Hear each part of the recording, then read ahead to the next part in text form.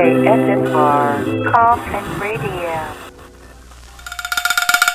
Welcome to another exciting episode of Coffin Radio. I am Heartthrob Rob, and today we're reviewing Jersey Shore Family Vacation Season 5, Episode 2, Snooki versus The Rock. The bio here reads, no longer pregnant, Dina has a meatball day with Snooki, Vinnie is no longer bi-coastal, Angelina is fed up, and Mike is struggling as he awaits the moment he can bring baby Romeo home from the hospital. This episode is okay, man. We're still fucking kind of trying to acknowledge where everyone is at in the fam bam, you know. Mike is really going through it because, you know, he can't take baby Romeo home, man. I don't have a kid, but I can only imagine the kind of fucking thing that would feel like if you can't bring your baby home. And for Mike, I feel like, you know, he's come through such, you know, his story arc, I think, is the best story arc out of anyone. You come from the crazy asshole bastard that nobody likes, showing off your abs. You're kind of the oldest one, I think, to go through all your tax fraud shit. But for you to end up with, you know, Lauren, and for you to have the baby, pretty much one of the last people, you know, of the guys, or of the group, you know, he's definitely on the latter half, right, to have a kid. The last person, obviously, but, you know, the last half, because all the girls are damn near had kids. Ronnie as well. But, you know, it takes a little bit of time, but they're actually finally able to bring Romeo home, which is nice for him. Mike has just got such a fucking positive attitude, man. Like, every time he's on TV, I'm like, hell yeah, you know? The diatribe that he's able to spit out makes me happy. I'm happy for him that he's doing good, and I kind of get fucking, you know, pumped up when he's on TV to give that positive attitude. But in other news, we got freaking Vinnie, who sold his house in fucking Staten Island. He's dipping, bro. He going to the West Coast. He gonna live in LA, get that money, do what he does in Vegas, and, you know, do what you have to. So he's pretty much just driving all over Jersey, telling everybody that he's fucking leaving. That's kind of where his story is. Paulie and Nikki really aren't too heavily featured in this episode. They're kind of just doing the DJ thing, so you're only able to see like bits and pieces of their party thing. But the episode maybe is a little bit more about the girls in this one, for sure. A little bit boring to me, but, you know, at least they're getting drunk and acting stupid. They have a meatball day where it's Snooki, Dina, and Angelina, and they're just kicking back at the house, just drinking, chilling, just, you know, getting some drinks in them. And Angelina's able to open up a little bit and talk about her feelings. Later on down the line, we see that they have like now it's like a chick day, you know, like a fucking more than just the meatballs. So it's the same people, Snooki, Dina, Angelina.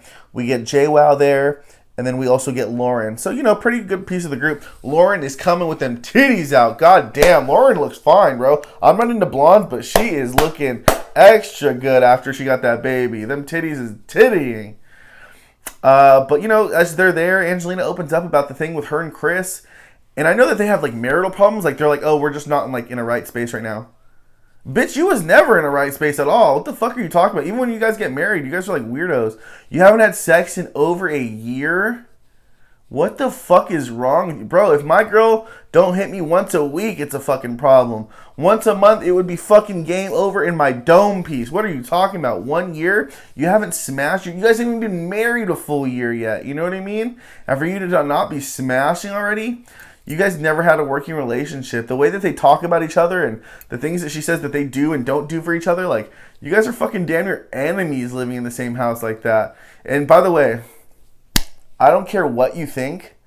If you don't think that your man isn't nutting, like if he's not nutting in some other girl and some other thing, whatever the fuck you got, he's nutting in somebody. You know what I mean? There's no way a guy went a full year without fucking, you know, at 35 years old. I highly fucking doubt it.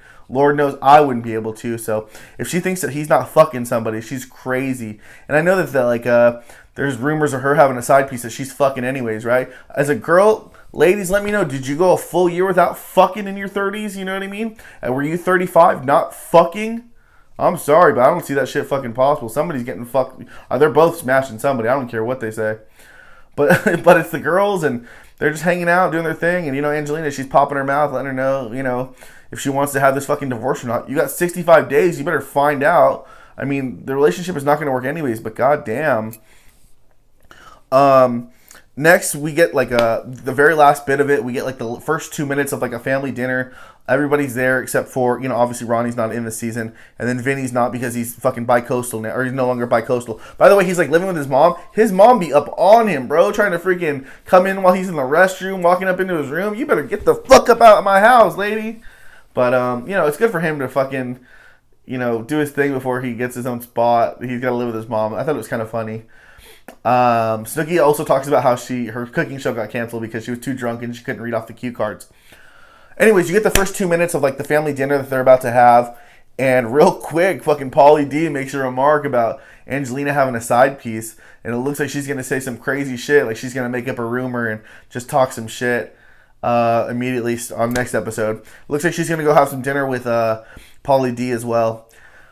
But that's the end of the episode, man. It was okay. I thought the episode was all right. I need more action. It looks like they, are going to get into it more in the season. But I feel like this shit's is always very slow. I feel like when it came back the first time, the first 2 episodes really kicked off. With the pandemic, I understand. And then with kids, things are slower. It's more family-oriented. Not really my cup of tea like that. I will continue to watch, but we'll see. I need some fucking action, Jackson, or it's not for me. But let me know what you guys think, man. How do you feel about Jersey Shore Family Vacation, where they're headed? Do you think Angelina should still be with her man? Because I don't. Oh, JWoww, sorry. And JWoww is like having laser surgery or something. So she's like low-key like chilling this episode. Shout out to her fucking man 24 though, Zach Clayton. He wrestles for AEW, friend of the show. I'm so glad to see him fucking getting a win over, I forget who he fucking wrestled last weekend. Or last Wednesday. Or Tuesday on Dynamite Dark Elevation. But let me know what you guys think, man, about Angelina. What do you think about JWoww getting another fucking... fixed something else on her face. Yeah, LASIK surgery, I'm sure. As fucking your lips are bigger. Angelina comes with bigger lips every time. But yeah, man, we'll talk about it. Let me know. We'll talk about it in the comments. Make sure you like and subscribe. And if you like what you're watching, then hop in the coffin. Follow us on social media at Coffin Radio. Coffin is spelled with a K. And that's all for today. ASMR Coffin Radio.